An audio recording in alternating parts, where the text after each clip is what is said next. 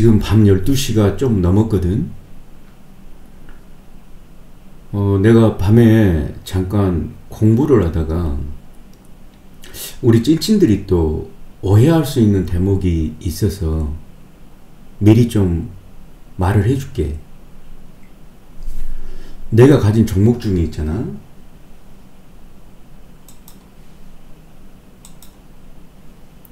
여기 보면 조강 ILI라는 종목이 있지. 한 400만원 사가지고 이전에 한번 수익을 내고 다시 또 들어갔어. 지금 한 400만원어치 가지고 있는데 내가 지금 운영하는 자금에 비하면 작은 편은 아니지. 원래 200만원을 기본으로 들어가니까 더블이 들어가 있는 거잖아, 기본보다. 그러니까 근데 이 종목에는 지금 최대 주주가 구속이 돼 있어. 다시 말해서 주가 조작이라든가, 그러니까 시세 조작이 있지. 시세 조작. 또 횡령 내지 배임, 이런 거에 걸릴 수 있는 상황이란 말이야. 검찰이 대표이사를 구속을 시킬 때는 뭔가 뒤집어 씌우려고 구속을 시킨 것은 분명해. 그러니까 어찌됐건 유죄 판결이, 그러니까 기소를 할 확률도 많이 있어. 그럼 거래 정지된다는 걸 감수하고서도 이 종목에 들어가 있다는 얘기가 되잖아, 내가. 맞아. 당연히 거래 정지도 각오하고 들어간 거야. 어떻게 이걸 내가 확신할 수 있겠어. 그러니까 리스크를 감수하고 들어가 있는 상황이야. 근데 이제 내가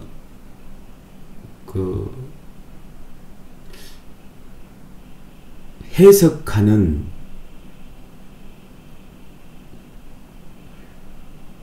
여러가지 정황들을 종합적으로 봤을 때에는 위험성보다는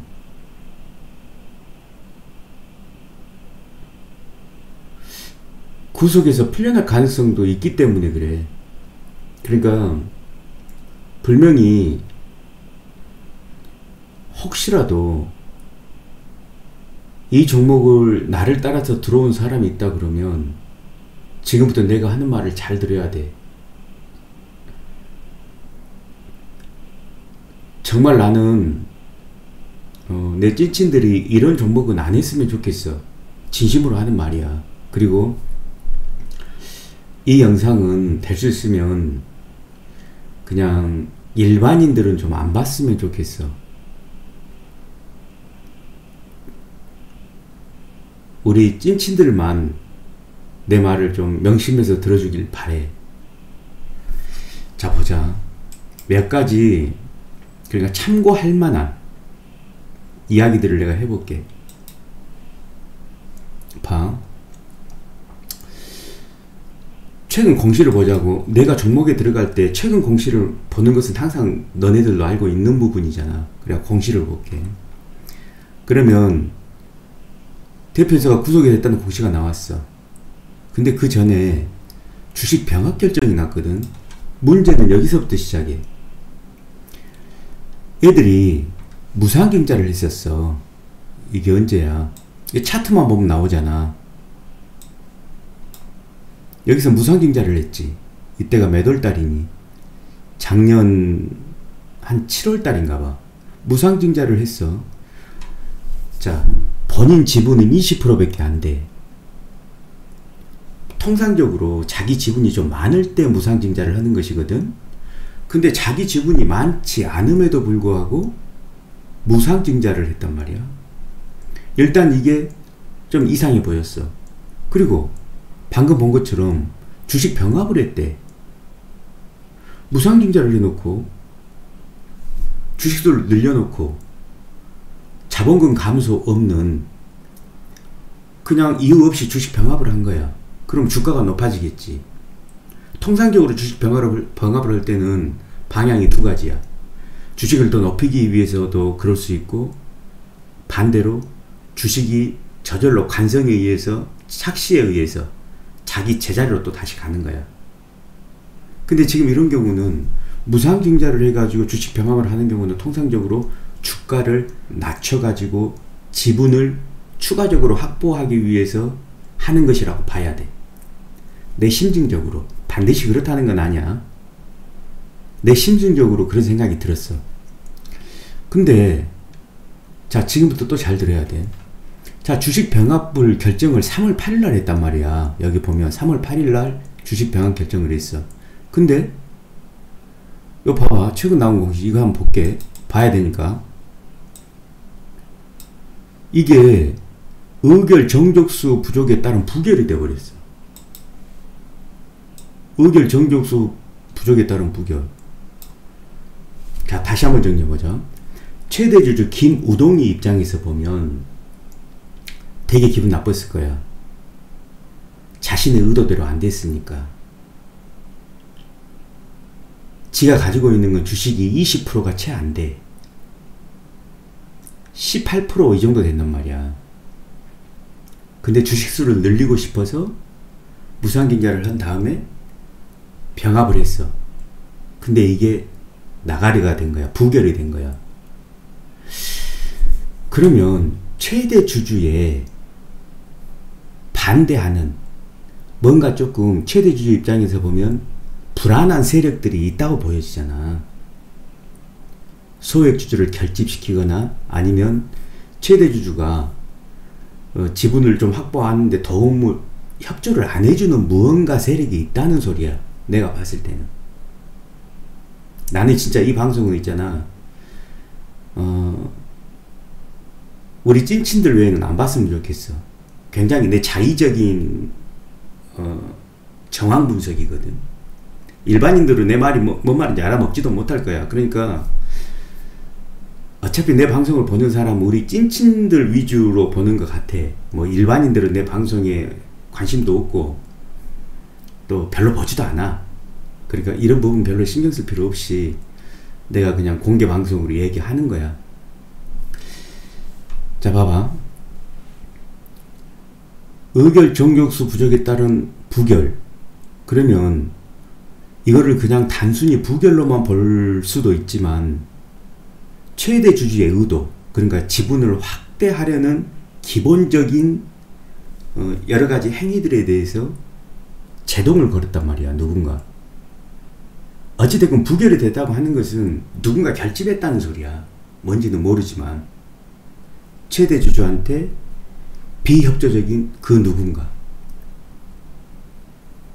이런 상황에서 최대 주주가 부결이 돼버렸어. 아니, 최대 주주가 구속이 돼버린 거야. 그러면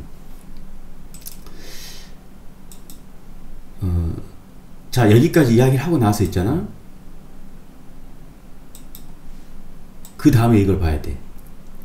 자, 최근에 매수 매도 세력들을 보면 개인들은 불안하니까 당연히 팔아야 돼. 나라도 팔았을 거야 아마. 나라도. 당연하지. 당연히 불안하잖아. 거래 정지되면 어떡할 거야. 최소한 2개월 내지 6개월을 갈 텐데. 자, 근데 여기서 기타 법인이 이렇게 사 모으고 있다. 기타 법인이 사 모으고 있어. 내가 봐서는 얘들 주식수가 뭐 봐볼까?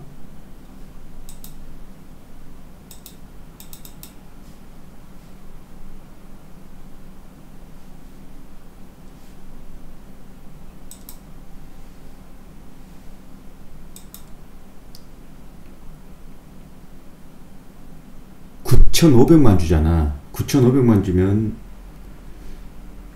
이게 어떻게 돼? 9,500만 주면 지금 그냥 대략에서도 한 400만 주, 한 500만 주 모았거든. 9,500만 주에 10%면은 어, 950만 주. 내가 봐서는 지금 한 500만 주 매집을 했는데 조금 더 매집할 것 같아. 거의 10%에 가까운 매집을 할 가능성이 많아. 10% 정도 더 매집할 가능성이 많아. 그래서 나는 여기에 뭔가 지금 최대 주주한테 비협조적인 그 무언가가 있는 거야. 그게 세력인지 뭔지 나는 모르지. 당사자가 아닌데. 하여튼간 불편한 그 무언가가 지금 충돌을 하고 있는 거야. 뭐를 두고? 조강 ILI 지분을 두고, 그러니까 경영권을 두고 뭔가 마찰이 있는 거야. 근데 비협조적인 놈들 입장에서 보면 지기들이 일부러 뭔가 남부지검에 단서를 제공한 것일 수도 있고, 또 아닌 말로 옛날 사람들 말로는 백을 쓴 것일 수도 있고. 왜냐 그러면 이렇게 기업의 이해관계가 충돌할 때는 정치라든가 이 검찰들이 개입하는 경우가 의외로 많거든. 실제로. 자, 그럼 이 회사가 그렇게 나쁜 회사냐? 절대 그렇게 나쁜 회사는 아니야. 매출액은 얼마 나지 않지만 보면 봐봐, 창사 이후로 영업이익이 한 번도 마이너스가 간 적이 없어. 물론 회사가 가진 돈이 그렇게 많진 않아. 그렇지만 딱히 그렇게 문제도 없는 회사야. 그러니까 소규모의 아주 안정적인 그런 회사야. 두 번째는 또 부채 비율이 없어. 12월달 4분기까지 때도 부채 비율이 거의 무차입 경영이야. 자, 이제 거꾸로 다시 한번 얘기해보자. 검찰에서는 과거에 이 김우동 대표가 시세 조작을 통해서 또는 회사에 횡령이라든가 배임이 있다, 주가 조작을 했다, 지금 이런 혐의로 구속을 시켰지만 회사 운영 상태를 봐봐. 김우동이가 만약에 이 회사를 어장낼 목적으로 막 움직였다고 그러면 부채 비율이 이렇게 좋고 이렇게 무차입 경영을 할 수 있겠어? 물론 사람들이 또 잘못 알고 있는 것 가운데 하나가 무자본 M&A라고 지금 막 쏟아져 나오니까 이게 무슨 이 자체가 불법이라고 생각하는데, 내가 딱 이야기할게. 남의 돈을 빌려갖고 기업을 사는 것은 죄가 안 돼. 그 과정에서 뭔가 불법적인 게 있어야 된다니까. 근데 봐봐, 최근 공시를 보면 전환사채 발행한 것도 없고, 그러니까 의심할 만한, 그러니까 개인적인 이익을 챙길 만한 어떤 정황도 보이지가 않는 거야. 내 눈에는. 나보다 똑똑한 사람 눈에는 보일 수 있어도 내 수준에서만 그냥 본다 그러면 절대 나쁜 의도를 가지고 이 회사를 운영한 내용은 없어 보여. 그러니까 이렇게 내가 말하는 이유는 뭐냐 그러면, 시세 조작이니 횡령이니 배임 이야기를 하고 있지만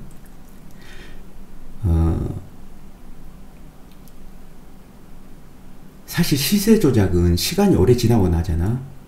그러면 검찰 아니라 검찰 할아버지가 와도 밝히는 게 힘들어.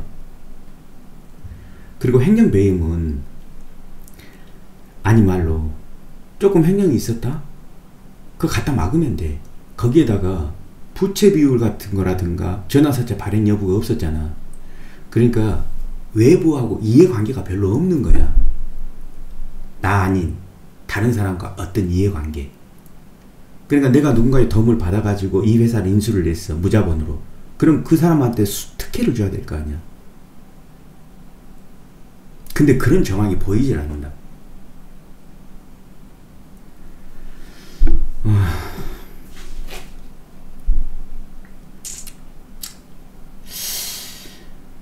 정리를 한번 해볼게. 무상증자를 해가지고 주식 병합을 하려고 했던 것은 본인의 지분이 분명히 좀 부족하다는 걸 인식을 하고 있었다는 거야. 근데 왜 그랬을까? 그렇지. 뭔가 반대 세력이 있는 거야. 지금 이 회사를 상대로 한. 그러니까 내 지분이 부족하구나 느꼈던 거야. 그래서 지분을 확대하고 싶었던 건데 자기가 가진 돈은 없고, 그래서 무상증자를 한 다음에 주식 병합을 해서 주가가 조금 떨어지면 그때 매집을 할 생각을 가지고 있었던 것 같아. 내 자의적인 판단이야. 그래서 나는 부채 비율이 이렇게 약한 것과 최근에 3자 배정이라든가 전환사채 발행한 것이었고, 이런 여러가지 상황으로 봐서 누구한테 도움받은 사람은 아니다, 이런 생각이 들었던 거야, 내 생각엔. 그래서 주가가 30% 하락을 했을 때부터 생각을 하고 있다가 그 다음날도 6, 7% 떨어지길래 들어갔어. 그래갖고 1차적으로 한번 먹었고, 그리고 또 다시 떨어지길래 다시 들어간 거야. 물론 지금 수익 중이기는 해. 근데 이 수익은 거래 정지돼 가지고 2, 3개월 돈이 못 껴버리면 무의미하지. 아닌 말로 당장 월요일이라든가 화요일이라든가 거래 정지 될 수 있는 종목이야. 지금 나는 금액이 적잖아. 한 400만원 정도니까 이 정도 금액 같으면 한 2개월 3개월 묶어놔 버린다. 왜냐 그럼 그리고 나면은 폭등할 수도 있잖아. 리스크가 해소되니까. 최대주주 리스크가 해소되는 거니까. 그러니까 리스크는 이미 다 반영이 돼버린 거라고 보고, 내가 감당할 리스크는 2, 3개월 거래정지. 회사는 문제가 전혀 없어. 사람들은 자꾸 무자본 M&A를 했다 그러지만 무차입 경영 상태야. 그리고 공시상 보면 아까도 얘기했지만 누군가한테 수혜를 주려고 한 흔적들이 전혀 없어. 그러니까 수혜를 주지 않는다는 것은 별로 도움을 받지 않은 사람이란 소리야. 이게 무자본 M&A를 하게 되면 내가 했다, 무자본 M&A를. 그럼 나한테 도움을 준 그런 세력들한테 내가 어떤 보답을 하기 위해서, 세이브를 해주기 위해서 여러 가지 행위들을 하게 되거든. 근데 그런 행위의 흔적들이 없는 거야. 그래서 그냥 위험해 보이지만 이런 종목에 들어가 있는 것인데, 내가 다시 한번 얘기할게. 이거를 갖다가 나를 따라할 필요는 없어. 그러면 너네들도 나처럼 2, 3개월간 돈이 묶여도 괜찮아? 내가 봤을 때 상패는 아니야. 상패 쪽은 절대 아닌 것 같아. 왜? 반대 세력이 있다고 그래도 이 회사가 상패되는 걸 바라진 않을 거니까. 지금 이 회사의 최대 문제점은 다른 거 없어. 최대주주의 지분이 약하다는 거야. 근데 지분이 약하면서도 회사는 안정적이야. 그러니까 누군가 탐내는 놈이 있는 거야, 내가 봐서는. 자, 여기까지 얘기할게. 위험성을 알려주기 위해서 잠깐 방송을 켰고, 내 방송은 여러 사람들이 많이 보는 그런 방송이 아니야. 괜히 또 회원들한테만 방송해가지고 내가 뭐 법적으로 뭐 이러쿵저러쿵 하게 될까봐 그냥 공개 방송을 하는 거야. 근데 다행인 것은 뭐냐 그러면 내 방송 많이 보지 않아. 그 내 찐친들이라든가 우연히 그냥 한번 호기심에 왔다 그냥 나가는 사람, 이런 사람들만 보거든.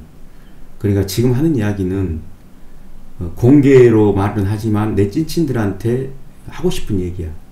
앞으로도 이런 종목들이 많이 있을 거 아니냐. 그러면 내가 굳이 이런 말을 하지 않아도 나중에 이제 피드백을 조금 받을 수 있잖아. 이렇게 인식을 하고 이 종목을 바라보면 훨씬 더 나중에 얻는 게 많이 있거든. 주식은 그냥 사고 팔고 하는 게 아니야. 눈에 보이지 않는 것까지 될 수 있으면 이해를 하려고 노력을 해야 돼. 여기까지 할게. 항상 잘하고. 빠이.